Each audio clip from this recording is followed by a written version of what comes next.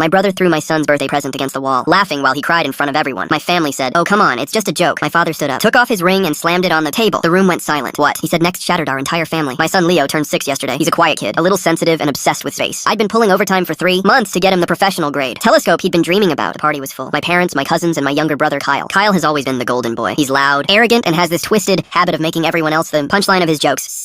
Parents have spent 30 years enabling him, because he's the baby. Leo opened the telescope. His eyes lit up like stars. He was vibrating with pure joy. "Wow, Leo," Kyle smirked, leaning against the wall with a beer in his hand. "Going to look for aliens because you don't have any friends on Earth?" I felt the familiar heat rise in my chest. "Drop it, Kyle, he's happy!" Kyle didn't drop it. He walked over, snatched the telescope out of Leo's small hands, and held it high above his head. Leo started reaching for it, his lip trembling. "Look at him. He's gonna cry over a tube of glass." Kyle laughed, looking around the room for approval. My mom chuckled nervously. "Kyle, give it back! Catch, Leo!" Kyle shouted. He didn't toss it. He didn't drop it. He wound back his arm and hurled the 600 telescope directly against the brick fireplace. The sound of shattering glass and snapping plastic was deafening. Leo let out a sob that tore my heart out. He collapsed to his knees, staring at the wreckage of his only dream. Kyle just doubled over, laughing. "Look at his face. It's just a toy, kid. Get a grip." I moved toward Kyle, my vision tunneling, but my mom grabbed my arm. "Relax, it's just a joke. We'll buy him another one. Don't ruin the party." The rest of the family started chiming in. "He's just playing around. Kyle's always been a prankster. Don't be so dramatic." I looked at my son, sobbing on the floor, surrounded by people who thought his pain was a punchline. I felt a cold, dead weight settle in my stomach. Then the chair at the head of the table scraped back. My father, a man of few words and even fewer emotions, stood up. He didn't look at Leo. He didn't look at me. He looked directly at Kyle. The room went bone-chillingly silent. Kyle's laughter died in his throat. My father reached down and slowly twisted the heavy gold signet ring off. His finger, the family heirloom. He's worn since the day he took over the family business. Clang! He slammed the ring onto the wooden table with enough force to dent the grain. "Arthur?" my mom whispered, her face turning pale. My father's voice was a low, vibrating growl. It wasn't loud. It was lethal. "I have spent 30 years watching you turn into a monster, Kyle. And I've spent 30 years realizing I'm the one who fed you." Kyle stammered. "Dad, it's just a telescope." "It's not about the telescope," my father snapped. "It's about the fact that you are a cruel, hollow man who finds joy in the suffering of a child. And it's about the fact that your mother justifies it." He looked at my mother, and the look of pure disappointment made her flinch. "The business," my father continued, his eyes turning back to Kyle. "The inheritance, the house in your name. All of it was built on the idea of family legacy. But there is no legacy in a bully." He leaned over the table, his face inches from Kyle's. "I didn't just take off the ring, Kyle. I'm taking off the name. As of this moment, you are removed from the trust. You have 72 hours to vacate the property I bought you. You wanted to act like a child? Now you get to find out how hard the world is for a man with nothing." "You can't be serious!" Kyle gasped, his face turning a sickly shade of gray. "Over a joke? The joke is over," my father said. He turned to me. His eyes softened for the first time in a decade. "Pack Leo's things. We're leaving. Your mother and Kyle can finish the cake alone." As we walked out, Kyle started screaming, begging, and finally crying. My mom was wailing about keeping the peace. We didn't look back. My father paid for a new telescope that night, the best one on the market. But as we sat in his backyard later, looking at the moon, I realized he hadn't just saved Leo's birthday. He'd burned the bridge that was keeping us all trapped in Kyle's shadow. And for the first time in my life, the air felt clear.